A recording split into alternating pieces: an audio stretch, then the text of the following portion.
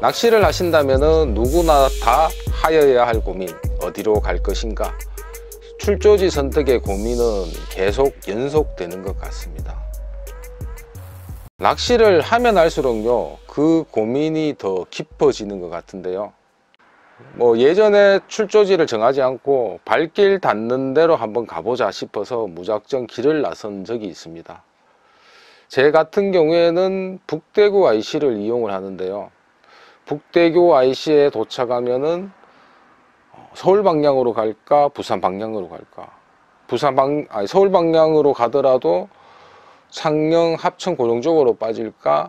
아니면은 군위, 의성 쪽으로 빠질까?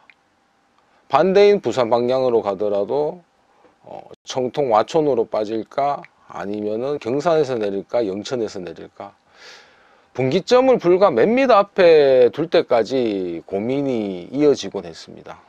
이러한 이유는 출조지 선택에 있어서 확실한 정보와 믿음이 없었기 때문에 나타난다고 여겨집니다. 그래서 원래는 그 고민을 줄이고자 가고 싶은 저수지를 미리 선정해 두었습니다. 3월 첫째 주, 둘째 주, 셋째 주, 넷째 주는 어디로 갈 것이다. 최소한 월간 계획표라도 세우고 출조를 해야겠다는 생각에 나름대로 이 가고 싶은 저수지를 선택을 해서 적어 놓았는데요.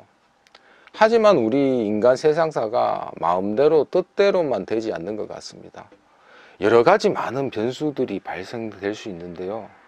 그러한 변수들이 어떤 것인가?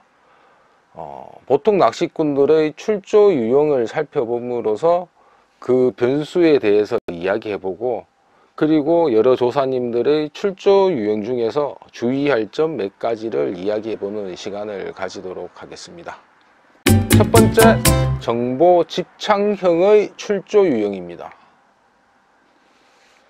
자, 제가 미리 이렇게 출조 계획표를 세워두었지만은 여러 가지 변수가 생기는데, 그중 큰 변수 하나가 야, 어디서 고기 나온다, 나왔다, 이러한 정보를 들었을 때 솔직히 틀어서 갈등하지 않을 조사님은 없다고 여겨집니다. 저는 오늘 이곳에 가고 싶은데 여기서 고기가 나왔다. 내 정보는 그냥 가능성일 뿐이고 여기는 실제의 고기가 나온 정보다. 마음이 흔들릴 수밖에 없죠. 그래서 출조 계획을 급격하게 수정을 하는 경우도 있는데, 그 정보를 수정할 때는 정보의 질을 면밀히 따져보고 수정하시기 바랍니다. 그렇지 않으면 항상 끝물만 다 나오고 난 뒤에 끝자락에 끝물만 가져가는 경우가 더러 많이 발생되는 단점이 있습니다. 그리고 이 출조 유형의 최대 큰 장점은 고기 나왔다는 소식을 듣고 출조를 했기 때문에 초대박은 기대하기 힘들더라도 평균 조가 이상으로 낚을 확률이 높습니다. 하지만은 낚시의 재미는 크게 반감되는 것 같습니다. 저 같은 경우에도 이 정보를 받아서 출조한 해가 있었습니다. 정말 갈 때마다 월척 이상을 계속 꾸준하게 잡았는데요. 그렇게 계속 잡아내니까 낚시 이거 그렇게 재미가 없다, 뭔가 좀 긴장감과 흥미진진함이 많이 떨어진다. 그리고 그 와중에서 예를 들어서 꽝을 쳤다, 고기를 잡지 못했다, 이러한 결과가 나타났을 때는 참 회의감도 많이 듭니다.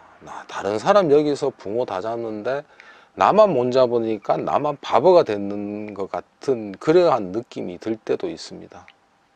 그래서 어느 순간부터 붕어 나왔다 카더라, 아니면 지인이 옆에서 붕어 나왔다는 아주 따끈한 정보가 있더라도요, 참 마음은 흔들리지만은 제가 사전에 답사를 했다면은 제가 원하는 출조지로 이동하려고 노력을 합니다. 그 이유는 꽝도 쳐보고요, 나름 생각도 해보고, 나름 새로운 시도도 해보고, 이러한 과정에서 한 마리 낚았을 때 기분이 상당히 좋은 것이지, 야, 여 붕어 나온다. 잡으러 가자. 우 가가지고 수많은 케미 속에서 한 마리 잡았다. 이렇게도 뭐 붕어를 많이 잡아봤지만은 고기 잡을 때는 그냥 뭐 내가 바보가 아니구나. 고기 못 잡으면은 내가 꼭 바보가 되는 기분. 이러한 기분으로 정보 집착형의 출조는 잘 하지 않는 것 같습니다. 이 출조에서 마지막으로 말씀드리자면은 정보의 질을 엄밀히 따져보고요. 거기에 따라서 뭐 행동을 하시는 것이 조금 현명하지 않을까라는 생각을 가져봅니다. 두 번째 출조 유형은요, 과거 회상형입니다. 이 과거 회상형은요, 예전의 기억을 더듬어서 이때쯤 되면 이저수지가 붕어가 많이 나오겠구나, 이런 과거적의 낚시한 데이터를 바탕으로 출조하는 경우입니다. 뭐 상당히 유용하게 활용될 수 있는 방법인데요.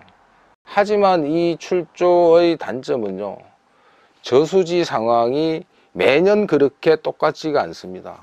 외부적인 변화만 예를 들어 본다면요, 예전의 기억으로 이때쯤 그 저수지에 가면 되겠다 라는 판단에 그 저수지에 도착했는데 물이 한 개도 없습니다.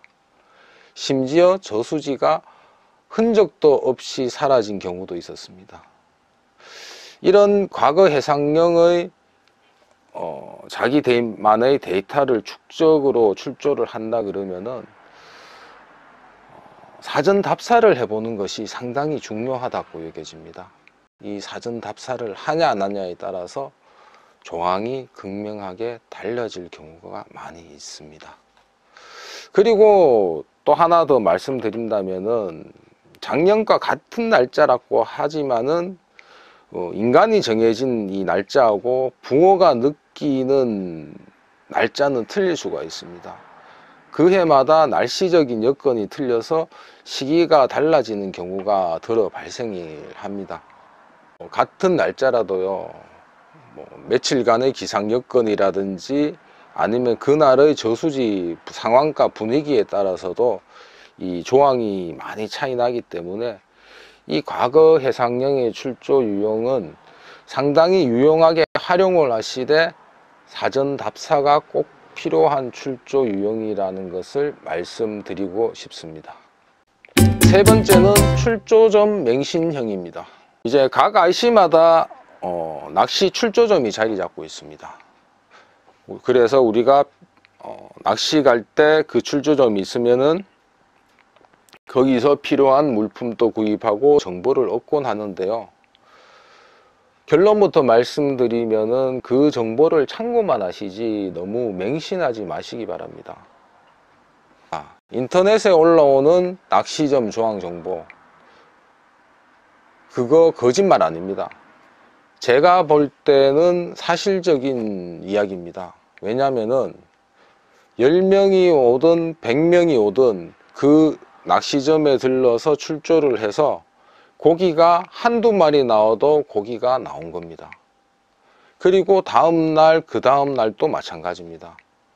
그것을 일주일 동안 축적을 시켜서 인터넷 조항을 만들면은요, 제법 많은 붕어가 나왔다고 느껴질 수가 있습니다. 그래서 그 출조점을 믿고 낚시를 하지만은요, 사실 조항이 기대 이하인 경우가 대부분입니다. 정말 이 붕어가 잘 나오는 시기에는 한 20-30% 정도의 확률을 가질 수 있겠지만은 그 외의 시기에는 뭐 보통 한 10% 이내의 사람들이 자기가 원하는 대상어를 낚을 수 있다고 여겨집니다. 어쩔 수 없이 붕어 잡는 사람보다 못 잡는 사람이 더 많을 수밖에 없습니다. 그래서 뭐 출조점에 뭐 저수지 정보를 얻어서 낚시를 가서 꽝 쳤다, 에이 무슨 IC 낚시 먹었다, 무슨 아이 낚시 거짓말한다, 이러한 이야기는 좀 하지 않으시는 게 좋지 않을까라는 생각이 듭니다. 왜냐하면은 확실한 정보가 몇 개 되지 않는데 그 정보에는 이미 사람들이 보내고 나머지 사람들은 확실하지 않는 가능성이 있는 곳으로 보낼 수밖에 없기 때문입니다. 그리고 확실한 곳에 보낸다 하더라도 사람을 마구마구 보내어서 예를 들어서 한 5명 정도 하면 적당한 자리에 한 30명이 둘러져 있습니다. 그럼 고기 나옵니까?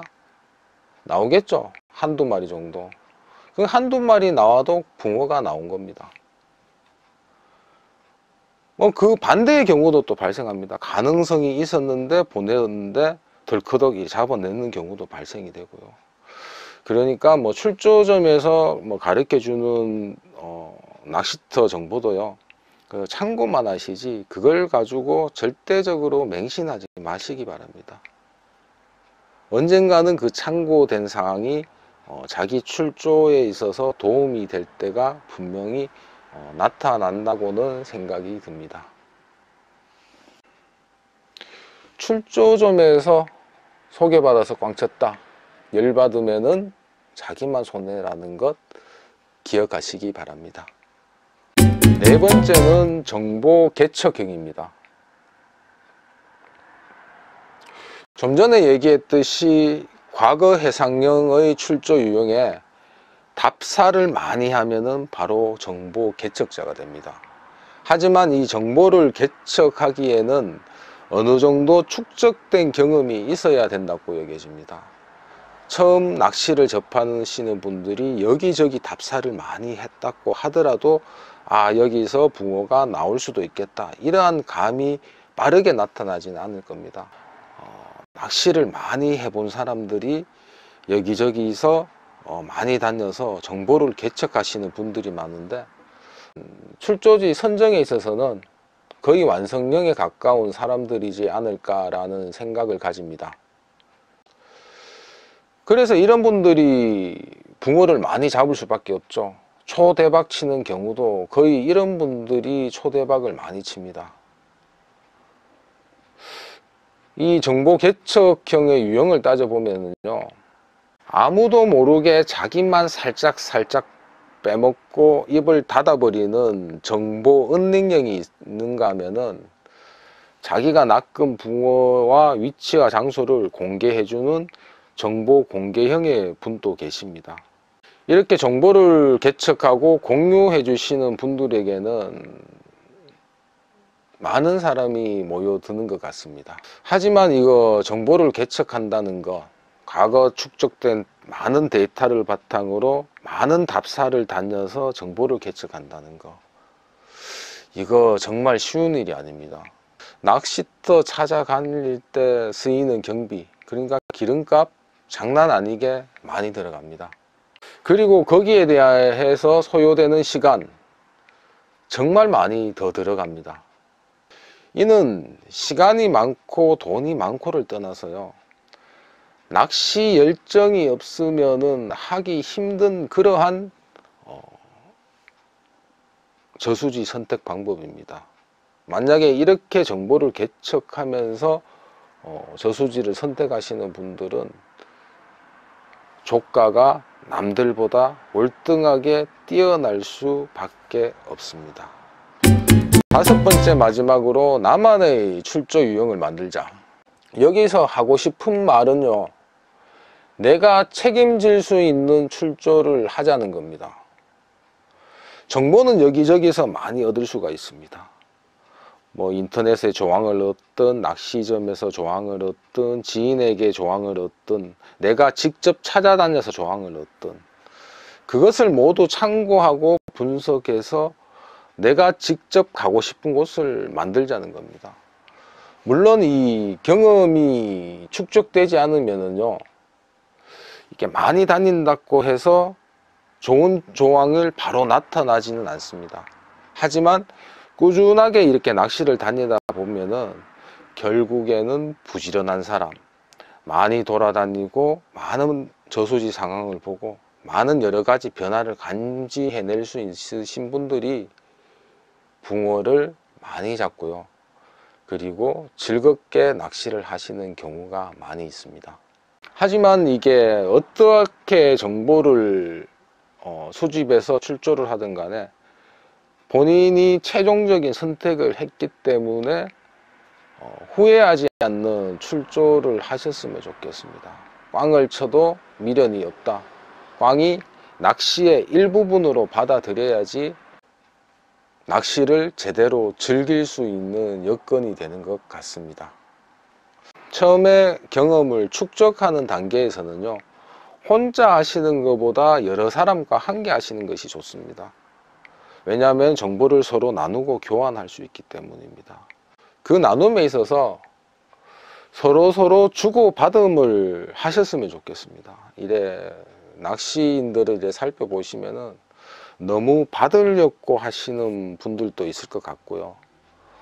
나는 이만큼 줬는데 내한테 해준 것이 없다고 불평하시는 분들도 많으신 것 같습니다.